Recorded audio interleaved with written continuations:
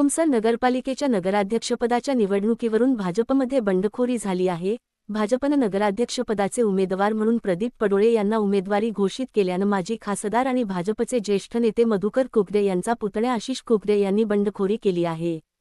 त्यामुळे भंडारा जिल्ह्याचे निवडणूक प्रभारी असलेले भाजपचे आमदार परिणय फुके यांनी भाजपमधील ही बंडखोरी थांबविण्यासाठी मधुकर कुकडे यांची त्यांच्या तुमसर येथील घरी भेट घेत त्यांची मनधरणी केली।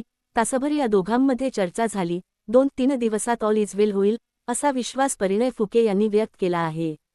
मधुभाऊ आणि माझे फार मागील अनेक वर्षापासून फार जवळचे संबंध आहे।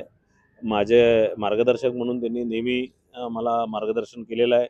मागच्या 10 वर्षापासून भंडारा आणि गोंदिया जिल्ह्याच्या राजकारणामध्ये मी नेहमी कोणताही सल्ला मधुभाऊंना विचारूनच घेतलेला आहे।